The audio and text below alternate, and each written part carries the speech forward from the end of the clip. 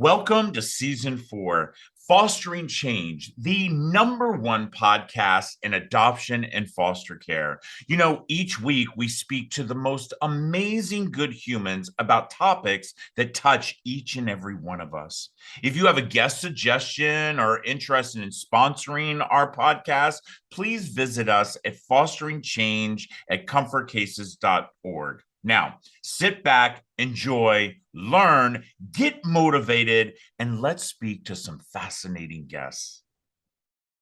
It's so hard to believe that this month is almost over. What an amazing month. I say this quite often. There are 2 months in the entire year that absolutely energizes me. And this month is one of them because of the fact that it's National Foster Care Awareness Month. I say this all the time. Every single month, we should be aware of children who are in our foster care system. But you know what? If you're going to give me a month, I'm going to make sure I use every single day for something positive to help children in foster care. This month for me, I have traveled literally all over the country. I have given hundreds of speeches. I have truly tried to do everything I can to make sure that people are talking about foster care. But guess what? I couldn't do this by myself. I could not do this by myself, but I can do this with amazing partnerships. I am so excited for my next guest, Nolan Carr. He is actually the Marketing and Communications Relations Manager for Amerigroup in the District of Columbia. And by the way, everybody, I know you listen to me in Australia and the UK, in Canada. Yeah, DC is in my heart. 4 of my 5 babies were born in the District of Columbia. They were adopted through the DC Child and Family Services in DC. And so to be able to work and partner with Amerigroup is something that I could not ask for a better dream. So Nolan, welcome to Fostering Change. Thanks so much for having me, Rob. Man, I'm a fan of the show. Super excited to be here today. Appreciate all the support that you're doing for the foster care community and children experiencing foster care. Yeah, Nolan, you're in DC just like me. I live in the suburbs now, but I lived in the District of Columbia for over 20 years. It's where we started our journey with our children. And I'm so happy when I found out that Amerigroup was so embedded in the investment of children in the District of Columbia when it comes to foster care, because I don't think people realize the high number of kids who are entering our system in the District of Columbia. Yes, it's alarming numbers. Unfortunately, the number is increasing with COVID. You see more children coming into care than usual, which is unfortunate. But the work that we're doing, the work that you all are doing is really important. It's impactful to support the foster care community here in DC. And as you mentioned, we can't do it alone.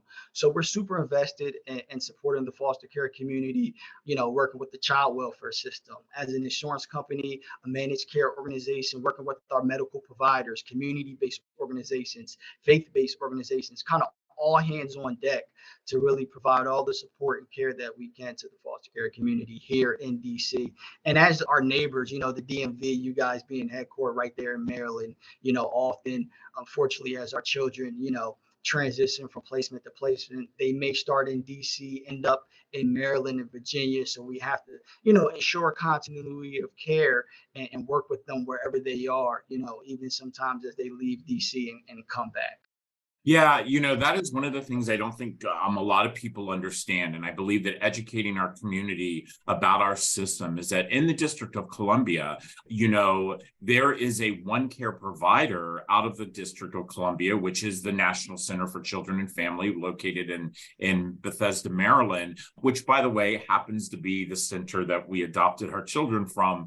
But the one thing people do not know, we just had a packing party together. We packed cases in DC on the very first day of National Foster Care Awareness Month. And I will have to tell you that, Nolan, I want to share this little bit with you that I have not shared with, many of the people. Some people who've read my memoir will know, but we actually packed our very first case and delivered our very first cases 10 years ago, by the way, and it was all for DC. That was we started this and as a matter of fact, we didn't even think it was going to be an organization. We just wanted to pack some cases to remove the stigma of trash bags for kids who are in the District of Columbia. And that is exactly how this journey started with comfort cases. So we have such a deep embedded, bond with child welfare when it comes to being in the District of Columbia. And that part I love. I love the packing party. I love what you all are doing. One of the questions I have to ask you though, and I get this asked quite often, for our listeners and viewers who are watching this and they're sitting, or maybe they're on their Peloton or in their car, what can they do to help support Amerigroup and the foster care community within the District of Columbia? So that's a great question, Rob. But before I answer, I have to tip my hat to you and the whole team over at Comfort Cases. That packing party was an amazing experience for myself personally, our whole team over at Amerigroup DC. We really pride ourselves in rolling up our sleeves and supporting the foster care community and doing the work. And what better way than to kick off Foster Care Month, National Foster Care Month, than holding that packing party? Folks are still talking about it, saying it was their favorite volunteer event. How can they continue to be involved and do more? So I want to thank you guys for that opportunity to pack those cases, to get those out to the foster children here in DC. Because as you know, in your mission, we don't want to see children moving around with the trash bags. Unfortunately, if there's a termination of parental rights or whatever have you, and they have to move, we want them to have the dignity of those bags that you guys allowed us to pack. So I have to say thank you. And now I'll kind of I'll get into your question, Rob, as far as, how folks can kind of work with us as we try to work to support the foster care community here in DC. And we're doing a lot of things, we try to be creative, right, and meet the needs of the families that we're serving in the foster care youth. So there's a lot going on as far as trauma, right? And being able to address trauma. Everybody experiences trauma, but can you imagine being taken from your home? So obviously we want to link folks to care, whether that's therapeutic services, wraparound services, right?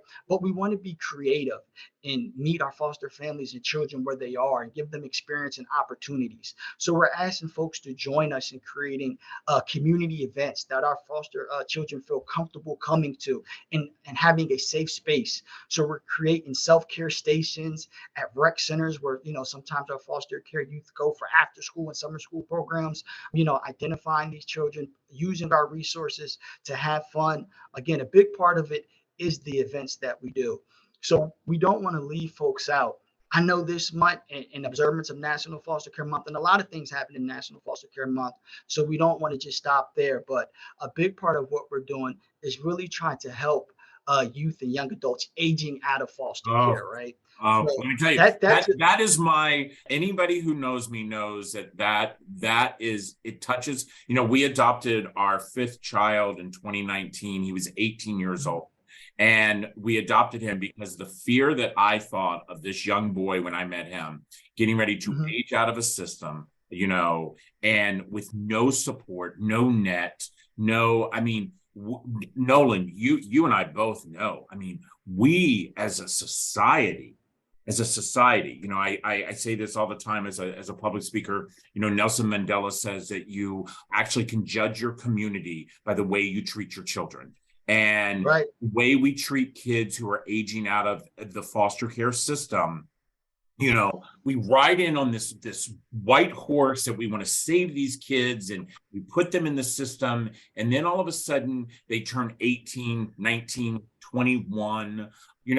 By the way, just on the news this morning that I was reading an article in the District of Columbia where the issues of the kids who are aging out, not being able to receive the housing vouchers that are needed for children in foster care. So I am so happy to hear you talk about that, because I believe, and somebody said to me just the other day, Nolan, they said, I don't see kids, panhandling on the streets in DC. I was like, are you kidding me? I was like, these kids are scared. They are hiding in your malls and your shopping centers and your public libraries because they are scared. They have been traumatized. They're dealing, and all of a sudden they're just left out. We've got to do better with that, my friend. Yes. So it's big for us. We want to support the babies and the little ones, but that piece, transitioning to adulthood, we're continuing to try to create programs and get the life skills, as you're transitioning, working with organizations such as Pathways to Housing DC. So we're able to, find some appropriate and affordable housing and connect folks to employment. So we have a housing specialist here with the Amerigroup DC, as well as an employment specialist, and kind of linking those youth that are aging out of foster care to those subject matter experts who have access to those programs and resources to help set them up for, successful lives and being productive citizens, because so much promise with our young folks, but we have to give them the resources and tools that they need, that sometimes, unfortunately, I can't really explain it another way, Rob. Sometimes our children in care slip through the cracks, experiencing foster care. So we want to continue to work with organizations like yourself so we can raise that awareness and just support us in using your voice. You hear so much about the financial crisis, environmental issues, school teachers, and all those are important issues, but we have to continue to raise our voice and speak about foster care and foster families. So we're just asking folks to, roll up their sleeves with organizations such as yourselves, ourselves, the child welfare system, and everybody use their voice so we can bring awareness and do the work to help folks.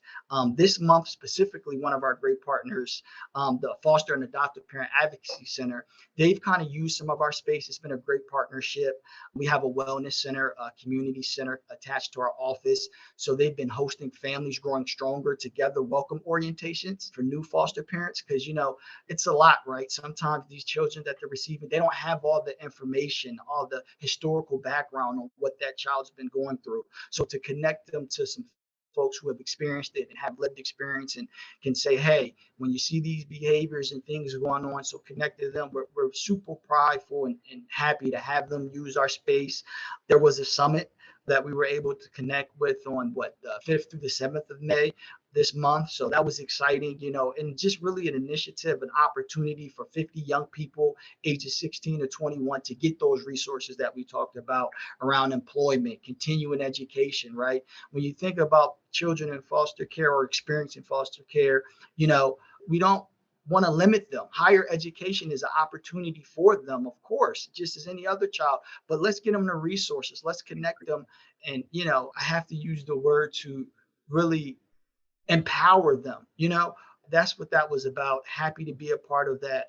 So yeah, so much work. I have to tell you, Amerigroup, you are doing your corporate responsibility, and that is to build the strongest foundation for the future of our children than we can ever do. Listen up, everybody. We're going to take a quick break. I say this quite often, there is nothing better than educating each and every one of you of how our system is working, how we need to, each and every one of us. And by the way, every single one of us, you do not have to have a penny in your pocket to make a difference. Understand that.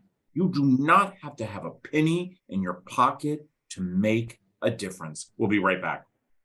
This episode of Fostering Change is sponsored by Comfort Cases, a national nonprofit that inspires our communities to bring hope and dignity to our youth that are in foster care.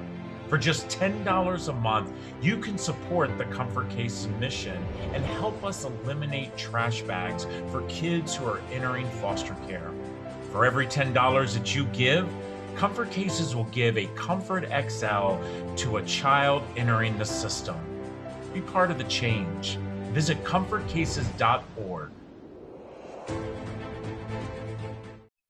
Everybody says that I walk around in the month of May with a smile on my face, and I try to have a smile all the time, but I will tell you what an amazing conversation this has been. I really, truly think, and by the way, you all know this, I come from the .com world. The .com world, we're takers, that .org world, who are givers. But when I see corporations, who put their head in the sand and they don't want to see what's going on around them and, truly not investing within their community, it makes my heart hurt a little. But then when I see companies like Amerigroup, who are actually doing something, not because they are mandated to do it, they're doing it because they want to see change. I ended it at the last segment and said, you can all be a part of the change.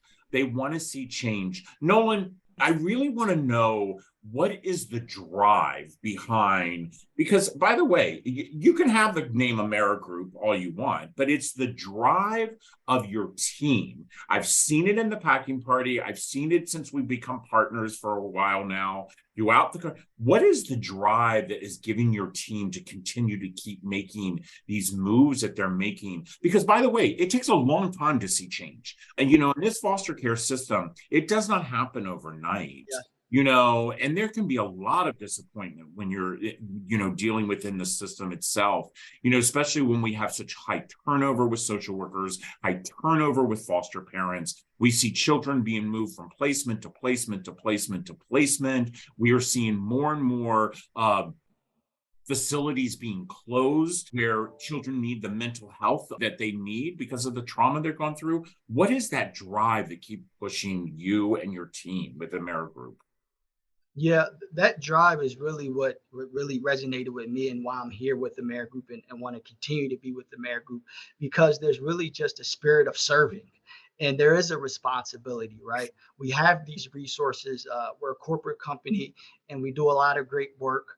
But how are you using those resources, right, to impact everyone, all of humanity? So our mission is about improving health comes for all of humanity, simplifying healthcare, all of those things, right? So what we want to do and what we do is we can't be one of these corporations or organizations that comes and drops some money and rolls off into the sunset and, hey, use our brand, use our name. Again, we want to roll up our sleeves and be a part of the solution, right? And plant the seeds for change. So when we do these things with you all, these volunteer events, and we work with the different foster care organizations, that's what it's about. It's about service. It's about making a difference and making a change, right? And we do feel that responsibility and that obligation, as a company. And I'm proud to be a part of it. Really, it's amazing, Rob. There's so much more work to do, and the experiences that we have, as we do this work, it just intensifies the responsibility, right? The more that you do, the more responsible you feel when you meet these families, you meet these organizations doing so much. It's like, we can do more. What else can we do? There's only one Rob, but let's find, someone else doing something similar and let's come together. That is our responsibility, right? And tie that into our mission, right? So we still are a health insurance company and focused on managed care, but we're more than that, right? And you can't look at these families that we're serving as data and numbers. A lot of corporations do that. These are our brothers, our sisters, our mothers, our fathers. This is our family, right? And that's the responsibility. And these are our future. These kids are our future because they are our leaders of tomorrow. Yes. I was on a call just a day or so ago with the head of human services in the state of North Carolina, and she said, I'll never forget what she said to me. She says, when she took over this position, she said, the very first thing that I did is I made sure that people did not talk about, these are cases. These are my files. This is Susie, who is, by the way, energetic and loving, and is just wanting a forever family and wanting stability. And, I think so many times, it's that labeling, Yes. we have done in Yes. society, where as soon as you say foster, immediately someone says, what did that kid do wrong? Yes. Or, Yes. oh, that kid is so beyond trouble that there's no way I could ever do anything. Kids are resilient. Nolan, you know that. I know that. Kids are resilient. Kids are resilient. Listen, this has been an amazing conversation. Guys, I'm telling you, I say this quite often, you support who supports your community. And your community is not your zip code. Your community is our human race. It's our human race. And you want to deal with corporations that are building a foundation for our future for tomorrow, and understanding every single child who has walked into a foster care system has walked into the system because of a choice that someone else made. Understand that. A choice that someone else made.